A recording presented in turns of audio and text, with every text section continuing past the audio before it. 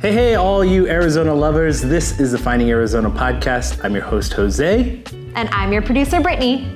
And here at Finding Arizona podcast, we collect the local stories of all entrepreneurs and from around the valley. So join us at findingarizonapodcast.com, where you can hear every episode and see it as well at YouTube. Like, subscribe, and comment below who you want to see next on our show. And when you're ready to start your podcast, you found the right spot. Found House, your next podcast production company. Now, let's get back to the show.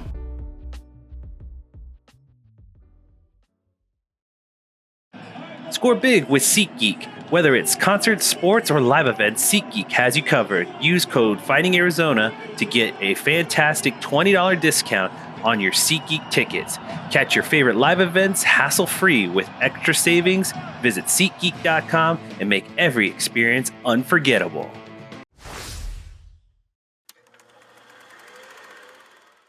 Welcome to another episode of Rediscovering Arizona. Today we spotlight Saw and Steel, where craftsmanship meets grit. Nestled in the heart of Arizona, this locally owned shop transforms raw wood and rugged steel into custom, handcrafted furniture that tells a story. Every piece is built with intention, bold, timeless, and made to last.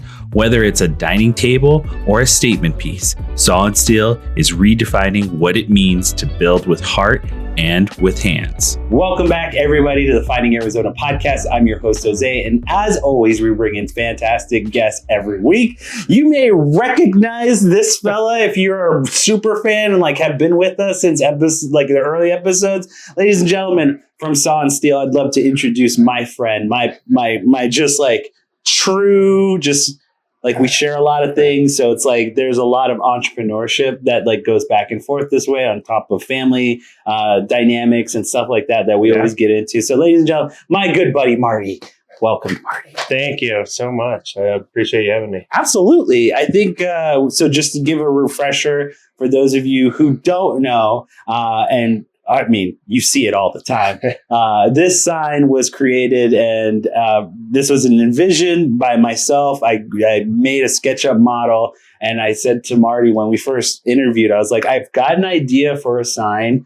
Do you think you would want to create a custom piece? And I didn't know how on board you would be for it. And I was like, I'm pretty sure it's pretty easy. It's not like crazy curves or anything too where it was nothing you haven't seen anywhere before. It's just more about getting the right components and just setting it up for success.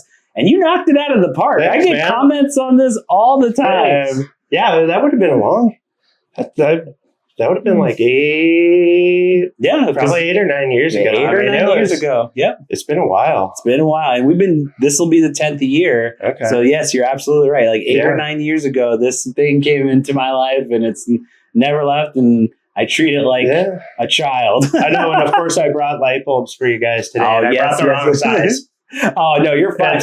But I think you were also probably because we got the Arizona one over here. Yeah, those will definitely. There's not enough to fill that. Yeah, it's totally fine. But we got Arizona too. Yeah, I make this joke. I make this joke. I was like, I put so much custom work into this. He just gave me one of his regular. Oh, yeah. He was like, here's one that I'm really proud of. And I'm like, I love them. Everyone gives me comments all the time on these, and so I just. Again, we're doing this years later down the road because when we first started, you had just, we went through the discussion of this all started with one single gift for your wife. And it has snowballed into something that has taken over your life, your family's life, everything. Yeah. You and I are on that same boat. This podcast is really interesting process.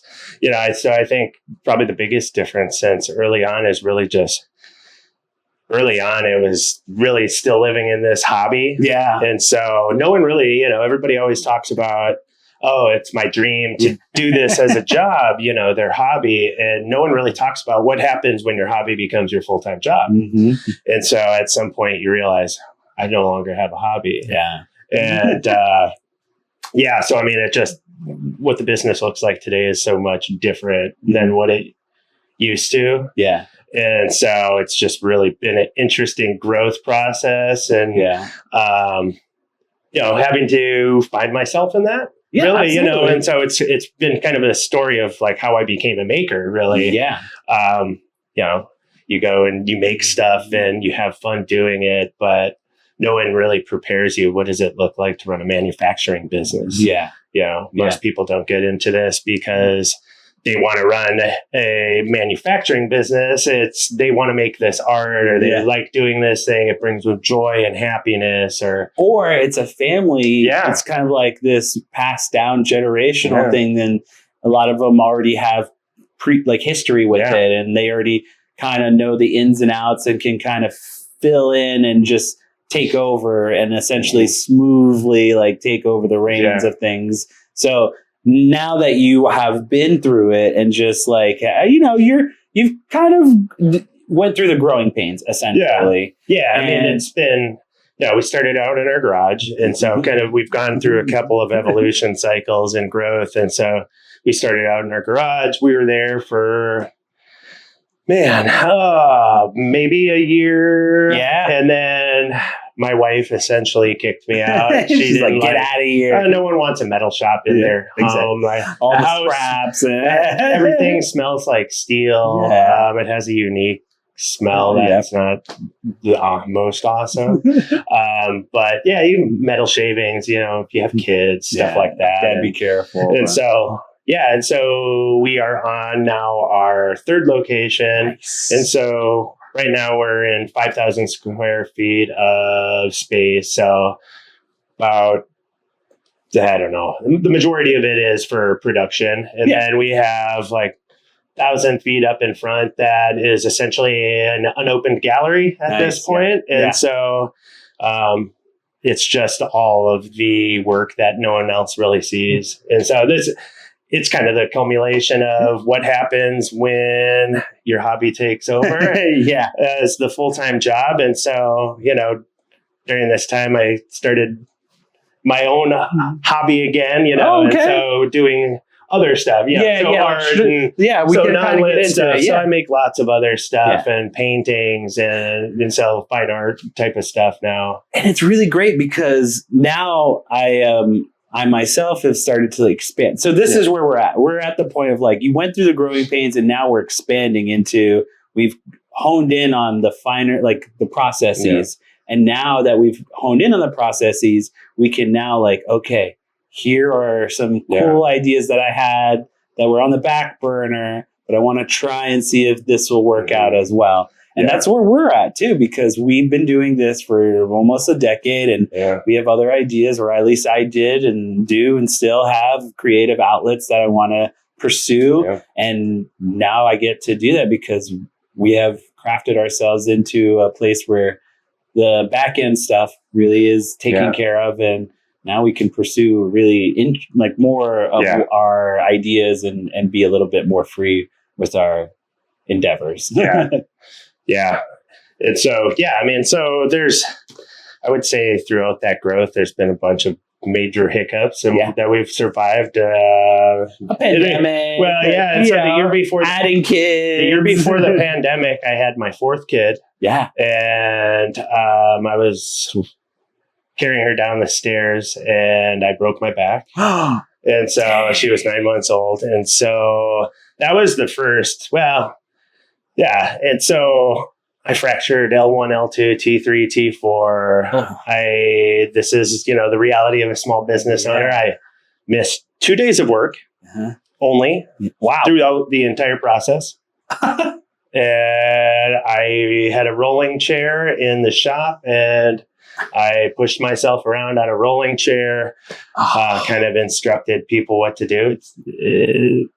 Trying to manage a creative process, especially when you're doing lots of detailed work that's not easily replicatable by other people, and having to do that and still put out quality work. And we didn't miss any orders. We weren't late. We still managed to get that's insane 5-star reviews. And so I rolled into the pandemic after going through that for like 9 months. So the pandemic was actually manageable. Yeah. And so, comparative to before. well, I'd already been in isolation largely. Okay, yeah. I mean, I wasn't leaving the house really for months, and other than just going to work. And so, but yeah, then the pandemic, and so navigating all of that, surviving. I would love to like pick your brain about that, because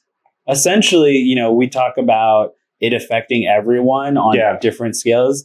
On the service end, especially in manufacturing, I imagine that one of the most difficult things was like your produce, which is your metals, and dealing with having timing and, you know, them being backed up on shipping and stuff like that. Yeah, well, you know, and so I think part of my background. So my background, I've never even done a real intro on. I've never really done an intro on social media or in any way, shape, or form. You know, it's when we first talked, we chatted after our first episode, and we'll kind of bring this up. Is that when we first chatted, you brought up to my attention that your job prior to this had a lot to do with, you know, government work and dealing with kids and stuff like that. So we avoided the conversation a little bit, but the introduction to you, which was a lot.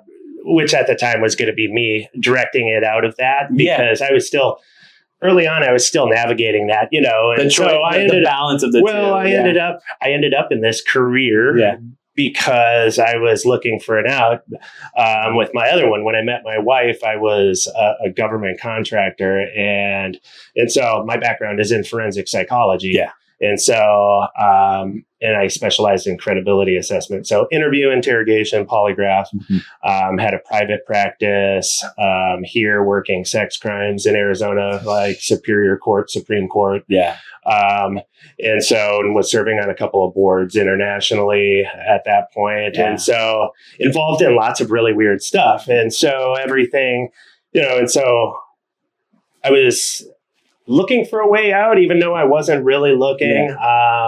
And then as I was exiting that, you know, my wife knew that I was really struggling. I was diagnosed with PTSD at that point. Wow. And so just because of the chaos I was dealing with on a daily basis. And so for a long time, I was really navigating that. Yeah. Yeah. And so and that still has been navigating all of that because it filters. And so my background is in psychology. And so I always say that's the underlying foundation to everything. And so it's been actually really good. And so it actually filters into some of the pandemic stuff because, you know, we do probably 50% commercial, 50% direct to customer. Yeah. Depending on the time of year, it's swaps, you know, it might be 60, 70% commercial sometimes here, but we saw indications that things were going to get really bad with the pandemic in February because we were working with some bigger companies like Facebook and a couple of huge retail events that we were producing for. Yeah. And it all kind of came to a header. We were doing a project for the Killers. Okay. A giant K, their logo. Yeah. And it literally, we put it in a crate. It got picked up and we got a call from whoever it was that purchased it and asked if we had shipped it because they were just notified that all of their tour dates were canceled. And so this is still in like February. Dang. And so we knew we could see things were. Yeah, you saw the writing on the wall. We had a couple big international events and other things that were stopping. And then we saw, you know, big companies leading that charge. And so if you ever want, you know, to know what companies with lots of people who are thinking about how to handle stuff, watch what they're doing. Was it like you were like that scene in Wolf of Wall Street when the stock market crashes and stuff, and then just like pause and you're like, and so we did a couple things supply chain wise. We doubled all of our orders the week before. Nice. Things really got hit, so we were sitting on a lot of product. Yeah. And so, which put us in a big advantage. Yeah, so at that point, at least you had the product in-house. Yeah, and so just going around and buying up as much product as we could. But yeah, I mean, we navigated it. Our employees, I think they had 2 days that they went without pay for the whole pandemic. So we were able to kudos to you manage that. Yeah, but I mean, that's really hard. It's so part of that is talking to. Yeah, I have a tendency to over talk to the employees about details of what's going on and talking about all the price increases that are occurring. Like right now. But from that dialogue, at least the honesty and the kind of open, being transparent with them, what's going on, so that way they don't walk in one day and say, "Hey, we didn't know you don't have a job," or whatever that is. And so just taking care of them, at least, they, especially all of the folks that we have with us. And so we've been really fortunate. We've had, our 2 main employees have been with us over 7 years. That's great. And that's super awesome. So we navigated that. We saw growth during the pandemic. So that was exciting. And then, and so now things were kind of coasting there, and we were finally seeing things were improving, and now we have what we have right now. And so moving more. Yeah. And so it should be an interesting time. Tariffs and whatnot. Oh yeah. So, once you stopped hitting the one thing that was like, so it's kind of funny. I keep seeing all these emails like pre-tariff sale.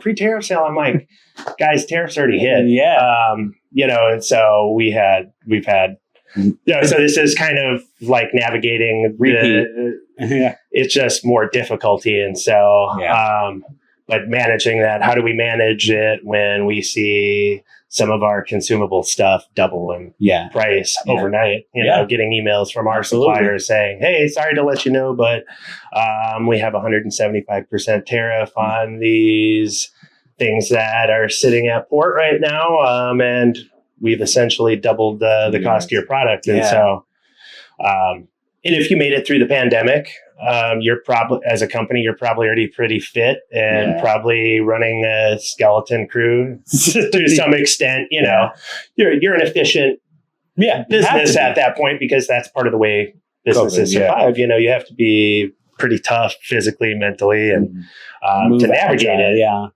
And so, and so we'll see what happens. I'm sorry. I'm like, I feel for you, because again, we talk about like going from one issue to another, and like this is definitely hitting that on so many scales of like, like you said, we went from dealing with the pandemic and now we're dealing with tariffs. And you just have, it's hard in the sense that this is also one part still an artistic endeavor, where it's like you, the artist who is trying to create, is being handcuffed to the process of like all of this shift in.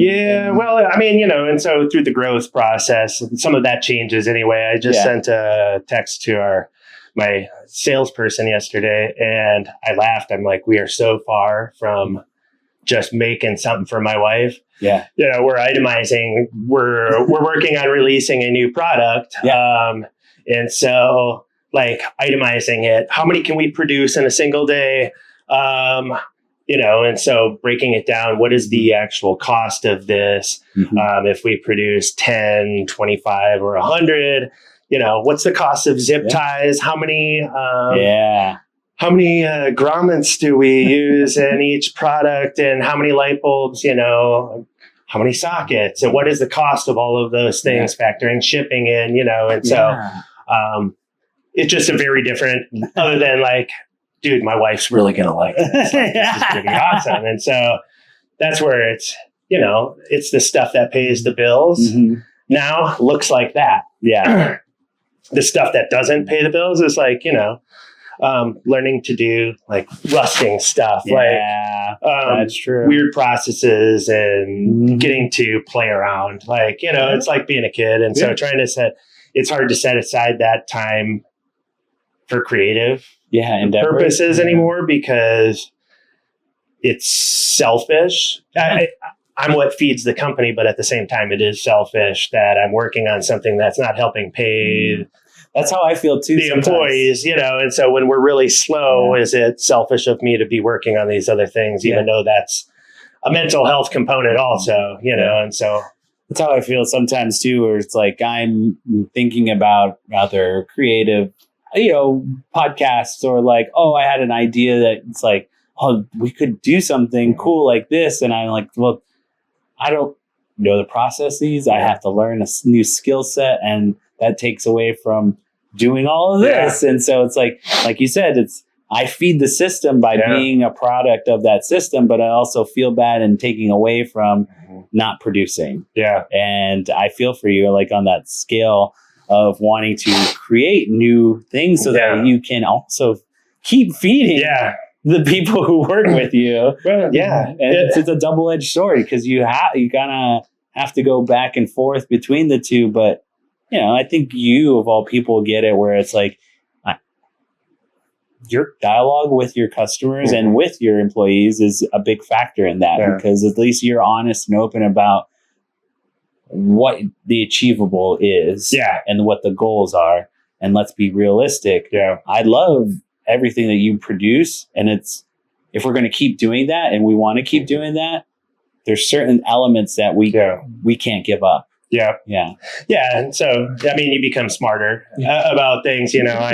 I can look at a product now and tell you how we're going to design the inner packaging and what size box it is. And I can tell you how much, that box is going to be to all 7 or 8 zones in the US. And, and all of these other factors that, you become an expert in shipping, and you become an expert in packaging, and all of these things. And so it's been a learning experience for sure. And so navigating it, how efficient can I become? Where else can we, and so, so pandemic wise, and those are some of those, I get excited more about those innovations now, the logistics than, oh, cool. Check out this cool thing I made. I still do that, but it's like, and so I have the ability to do all those things, look at it, the product packaging and the size. And so during the pandemic, some of the things that we did early on is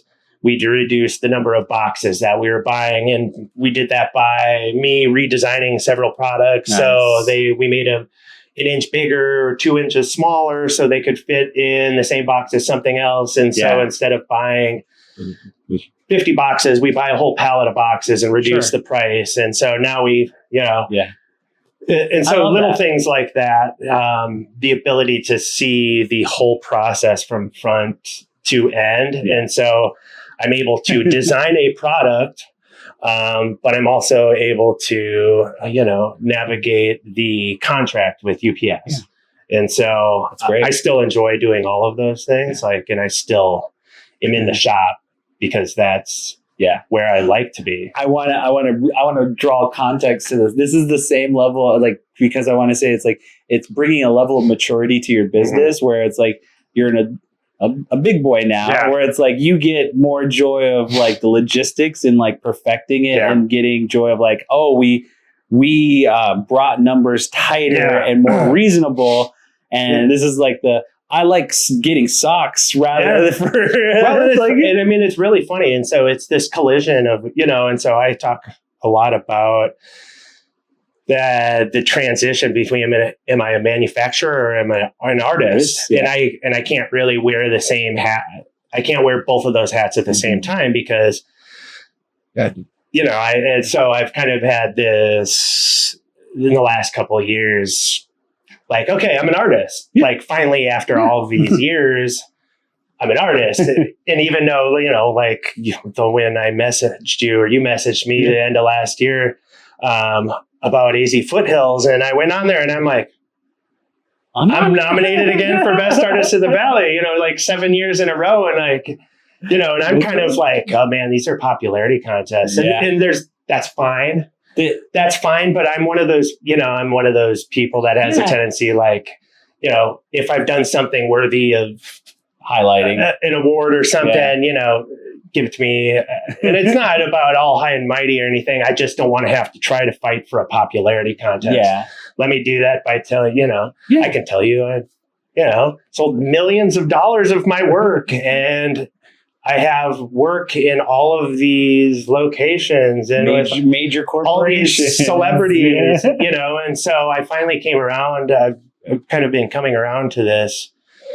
Okay, I'm an artist, but I've never got to live that. I've never been in a gallery. I've never, as the featured typical, artist. And the typical points of an artist, you don't fill those gaps. And so I've met with a couple of folks from galleries. And so I've invited folks around to kind of see what I do. Because like I said, I do a lot of painting. I do a lot of other work now. I'll show you some pictures here in a little bit. But just kind of managing that and saying okay, this is who I am. I'm being told I'm an artist. My work our work has been on 14 networks now. And every major network, and a bunch of magazines. Yeah, a bunch of, we were just in Cara Delevingne's spread for Architectural Digest last year. Good Housekeeping, DIY Mag. The Good Housekeeping, I saw. You also talk about you just brought up bands, major bands wanting to use them in their concerts. Yeah, we Killers. Probably the most profound moment, because a lot of them are just, I don't know where it's going a lot of times. And I don't ask, because for me, it doesn't matter. It doesn't matter whether it's a celebrity buying something or you buying something, or for your mom and dad, my grandparents or whoever. My employees shouldn't care. The quality is expected to be the same at exit regardless. Yeah.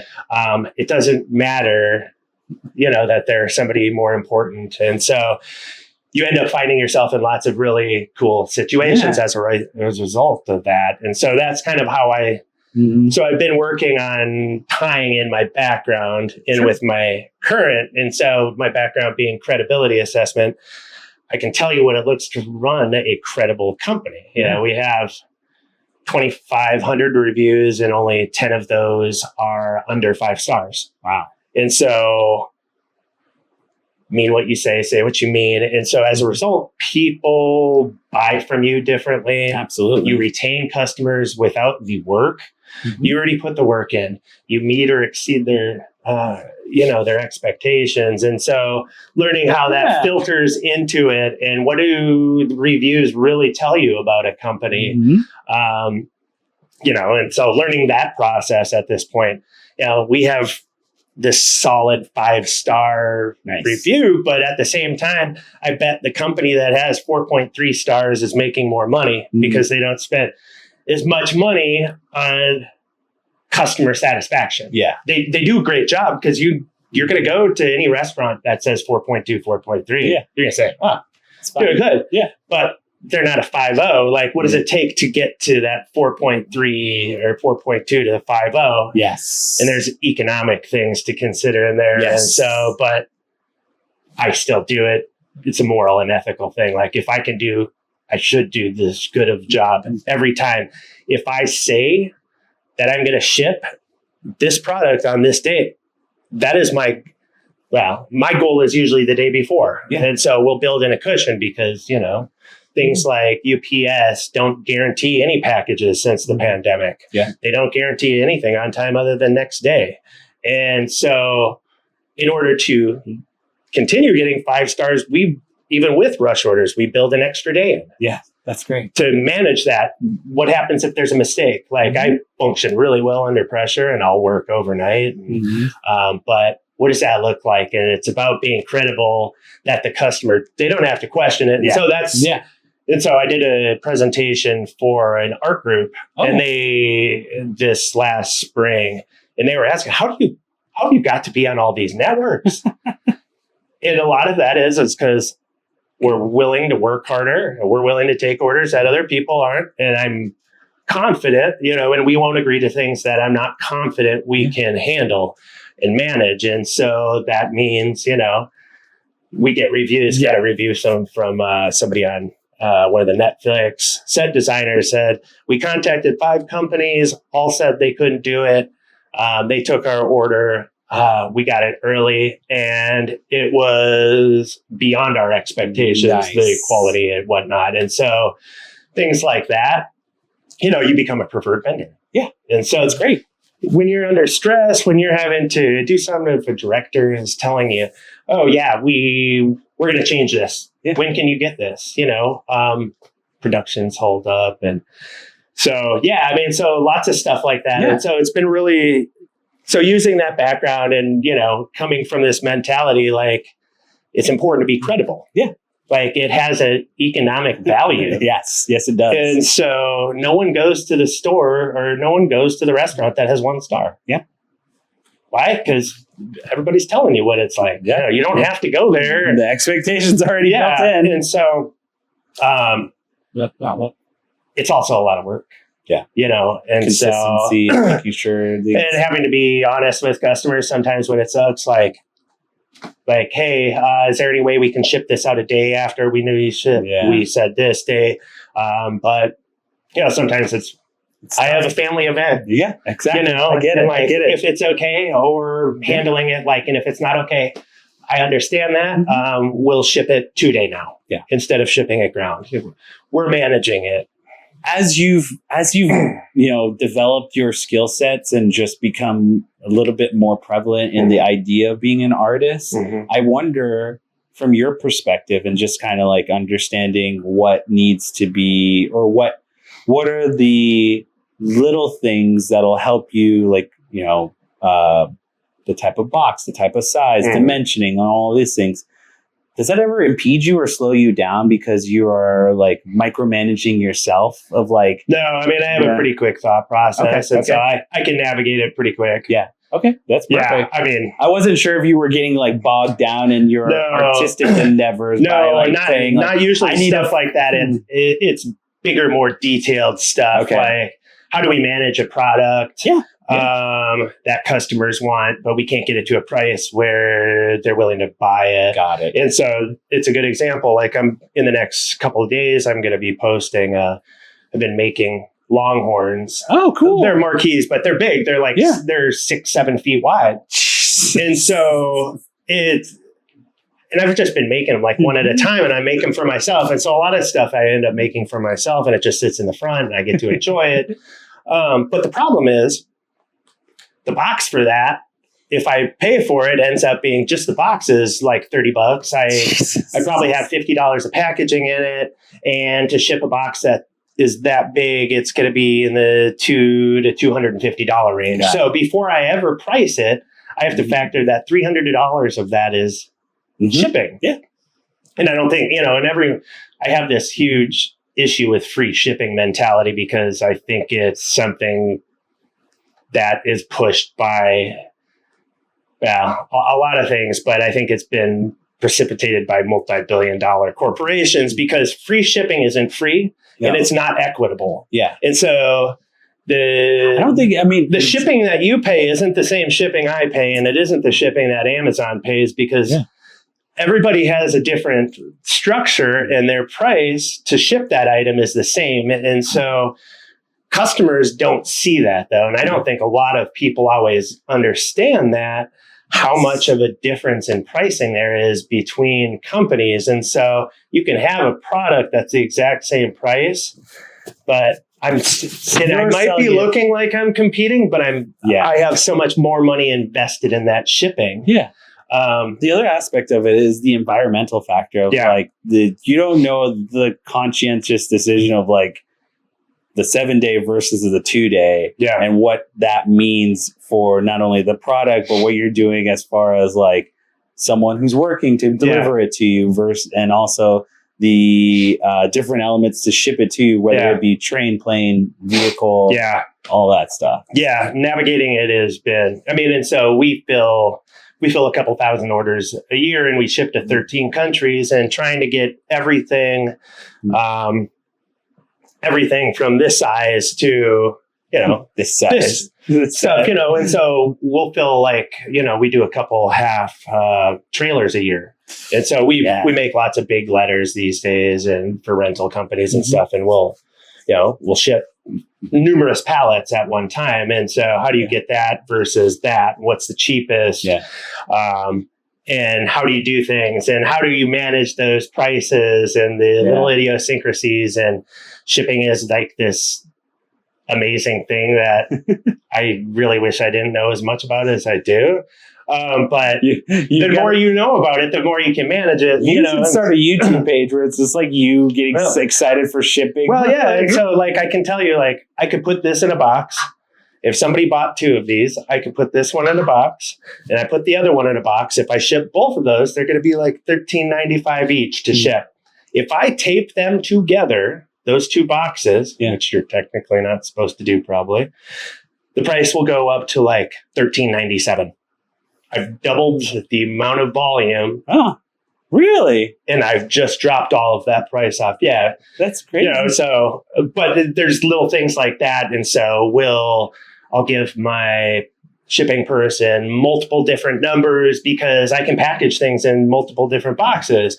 Is it worth cutting this box down or is it not worth cutting this box down? Because we're getting 100 extra cubic inches, but the way our shipping structure is, that doesn't save us money. It costs us money to cut that down. And so it's exceedingly boring stuff, but it's not common knowledge at all. I get the joy of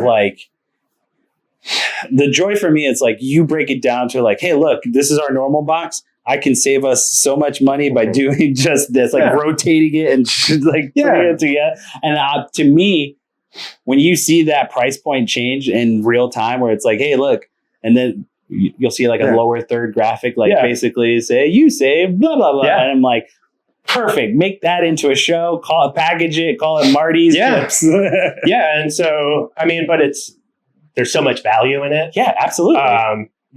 Most companies don't know how much money they can save on some of those things. And I would get a kick out of it. Just like a YouTube channel or something, I would watch you just like break down a shipping. We have talked about it. I made one video, packing with Marty. Nice. I love it. Packing with Marty. Because I make boxes too. That's great. I love that. We stock 4x8 sheets of cardboard and I literally make boxes from scratch because this is like pandemic related stuff. If it costs $16.99 for me to buy a box, because some of these boxes are really big. Yeah. I can buy a sheet of cardboard for $7.27 and I can make that same box into it. It takes my labor, which might be 5 minutes, but that has a real cost savings, and so I view my labor a little bit different. I know I shouldn't, but it is, and so, but little things like that. Yeah, I love it. And so it's been great. Yeah, those are the kind of things that you learn along the way. But again, it's like the idea of like, the investment of like, I'm taking the time to show you how to break this down and like give you the little tidbits that'll help save you money on the shipping is an investment on your end that is valued at X number because now you're doing content for your own space and your own brand. Now the value of you shipping doubles or changes because you're doing the content and you're behind the scenes. Yeah. And so some of that I've been trying to do more video. I'm well aware of the value of it. And part of that's been really difficult. I kind of, during the pandemic, I got into my head a little bit too much with it. And so part of the random facts about my background, which I'm an advocate for, but all of everything I did for like 13 years was audio and video recorded at all times. Yeah. Yeah. And so like 9 hours a day. Wow. And so every interaction, if I would have a camera in the room I was in at all times, if I wanted to make a phone call, my phone call was discoverable by the courts. Yeah. Otherwise, I'd have to stop. I didn't think about this. Otherwise, I'd have to stop the recording and say, today's date is such and such. The time is now. We're taking a break. And then I'd have to turn the recording back on and say, hello, Mr. So-and-so. At any time, did I threaten, intimidate you, cause any harm, make you any promises? So you had to reset every time you turn the recording off. And so you live your life so according to this. And so it's one of those things that, I mean, it's a forensic environment. And so it's good that it's all recorded, but everything, I was under a microscope, and all of that was discoverable by the court for all those years. And so what does that look like now? The PTSD in the action. Trying to put myself on camera and communicate, not say something that is, I have a pretty good buffer, but just trying to navigate that. And I think I really just got in my head dealing with that and managing it like, this is why I don't want to be on camera. Yeah. Well, I think again, but you go back to like, you brought up the PTSD. I think that's one thing that comes along with the interaction of like, it's the subtle, like, you're under the microscope and the idea of like being back under that microscope, your body reacts, your brain reacts to that. And because I'm saying, I don't want to see everybody to see all my competition, to see where I'm getting my products from and all of these other details. And somebody's going to complain I didn't have a pair of eye goggles on when I was using my staple guns and all this other stuff. And so you end up going through this process of statements nonstop, and it's a lot easier when it's not all that other stuff. Like, and so I get this way with everyone with like tangents and stuff. It's like, and now I'm wondering, because we just watched this, the guys on This Old House have been doing it for years. I wonder how they get past certain elements of like, I'm going to get judged if I'm not wearing my safety goggles or helmet on site and stuff like that. And but you have to think about all that stuff, like, and so not everybody does. Yeah, I get it. Yeah, that definitely that does make me empathize a little bit more about like your career leading into what you do now, affecting what you do on it. Yeah, but at some point, and part of it's my own doing. Like, I just need to move past myself, and I think that's been part of the realization throughout this process is, and like, okay, I get where that came from, but time to move past that. And so thus, like, hey, Jose, come on the show. Let's do it. And doing a video, like, and so it takes work, but it's getting a foot in the door. And so, like, well, I'm really glad you came in. You talked a little bit about now your processes now and what you're going through. I want to now lead us into the dialogue of just kind of like the future, because you have had some new developments come along. Is there, I guess now, do you feel more comfortable with the processes of the new SKUs? Are you still trying to figure it out? I mean, it's just different, and so the benefit of working really hard and being diligent at perfecting your craft, this is the flip side. When I've met with some of these art directors from galleries, my work is too refined. And so I'm a commercial artist, and so they frame me as a commercial artist. And so because some stuff is too perfect, and because at this point, if there's a blemish on something, I kick it out. Okay. I'll redo it. Yeah. And how many thousands of times have I done something to make it unblemished? So there's just that part of it. So, am I an artist? Am I, and so still navigating that.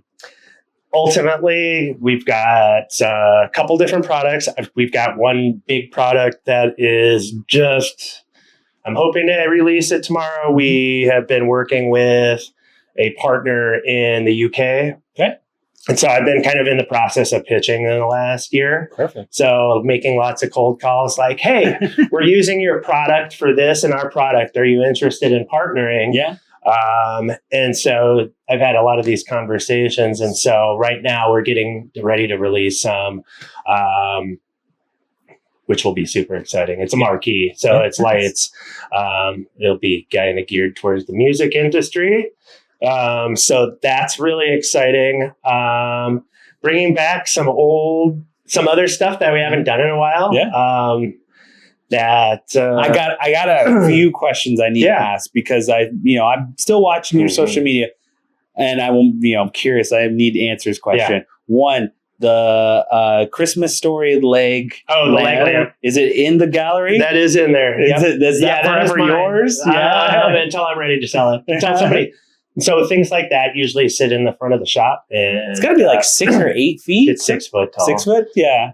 And so it's just going to sit there until somebody offers me what I think it's worth at that moment for me. And that price. It's beautiful. Thanks. The price may increase or decrease, you know, and so I'm funny like that because perfect. I made it for myself. Yeah, exactly. I don't love the Christmas Story. It's not like my favorite movie or anything, but I just thought it'd be so rad to have a 6 foot tall leg lamp.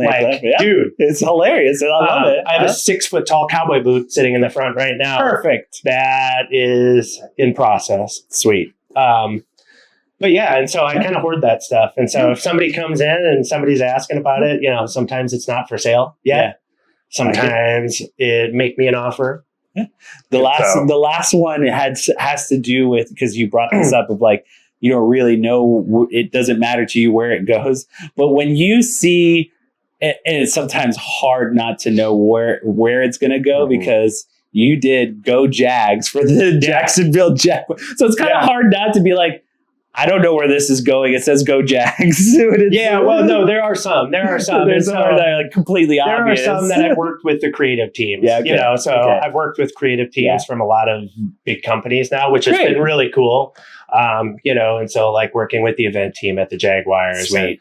Got to pitch them a couple of things, or working, you know, just did the 1000th show for Kelly Clarkson. Yeah. So just did the backdrop for that. I can't post. There's a lot of stuff I can't. I can't post pictures.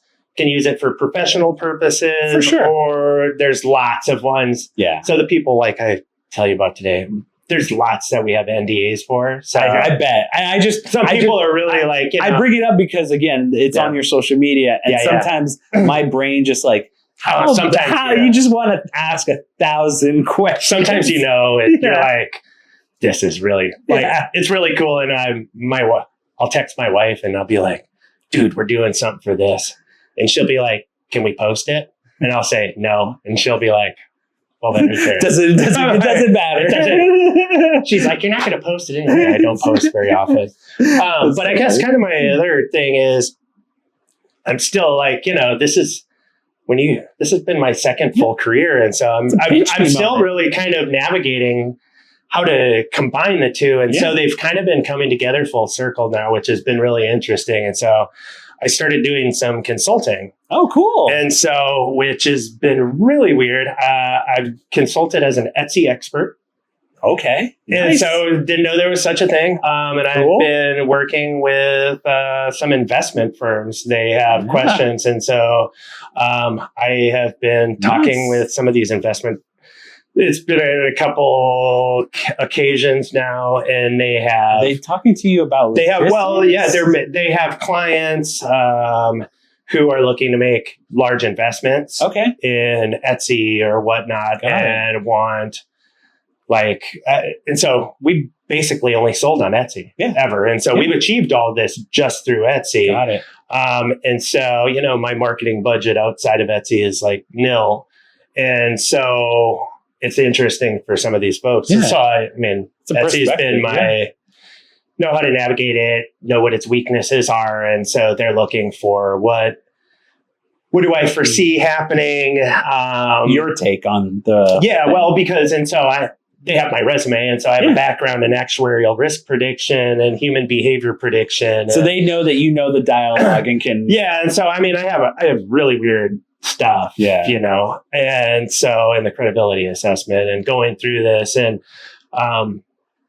talking to them about how do I think general folks how are they going to respond with tariffs? Yeah. How do I think this is going to impact the Etsy community? And so it's been really cool getting or people paying you to talk about that and give my feedback and my opinions and, you know, it'd be cool to have sit down and do a pitch deck with the Etsy board at some point. But that'd be awesome. But yeah, I mean, so it's just all kinds of stuff, you know, kind of navigating what does that handmade world look like? And so like these are pandemic questions when you're sitting around like just in your head all day. I broke my back. I was just in my head all day for not doing anything, and, oh yeah, what is handmade? I'd say we're handmade. And I love it. What is handmade? At what percentage does it not become handmade? Yeah. Exactly. At some point, a hand has to touch it. What percentage of the time has to do that? Who defines who that is? Exactly. I have competition in this handmade marketplace that certainly weren't made by their hands. Yeah. They may have been made by hands overseas and imported. Or it's like, then you talk about the other ones that are just machine made and not made by hands, and like what they're trying to fit themselves into the market. Yeah. And so, so over the pandemic, I mean, these are all things like this is the way I kind of function. So during the pandemic, I pitched to one of the standards organizations, talked to them about creating something for the handmade community, similar to what you see in the natural foods.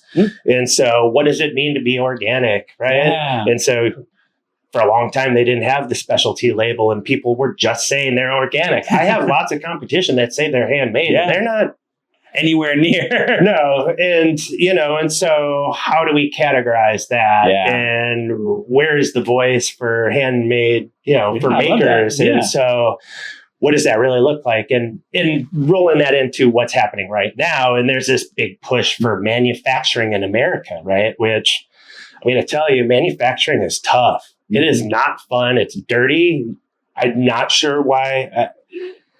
I won't tread too far into that, but manufacturing is difficult. It's capital heavy. It's expensive. And it's not the most glorious work. I just don't think people have. But we're wanting to pull back stuff. And so what does that mean? We're going to have a lot more handmade stuff, and we're going to have to help small businesses in a way that is a little bit different, because most makers came from something else. Yeah. I didn't set out to make marquee lights. Like this was not in my psych grad classes, and so you have to navigate that. And not everybody's great at that. Like I excel at making and designing stuff and problem solving. Yeah. I don't enjoy running a business, and so I think in order to see what somebody want to see, we need people investing in small businesses like ours. So if anyone out there is looking to make some investment, keep a lookout. But, and really helping companies navigate and grow. And so places like Etsy is the biggest online marketplace for handmade goods, and so looking at that and saying, well, how can they help us? Can they connect, with well-performing businesses under its umbrella with companies to see them continue to grow? Like, where's the offshoot from Etsy? And so how do we navigate this climate and be supportive? Because whether you like tariffs, whether you like the shit happening right now, pardon my language, it still is happening. Yeah. And I can't just say I don't like this and just, part of me and not do anything. I need to be able to continue to operate my company and make sure I am supporting my employees. And so I need to figure out how to navigate it in a way. And so I think we have enough smart people here in the US and through organizations like SCORE and some other mentorship programs that really help. Everybody needs to be out there helping small businesses right now. If you want to see a small business grow, ask what you can do to help them. Absolutely.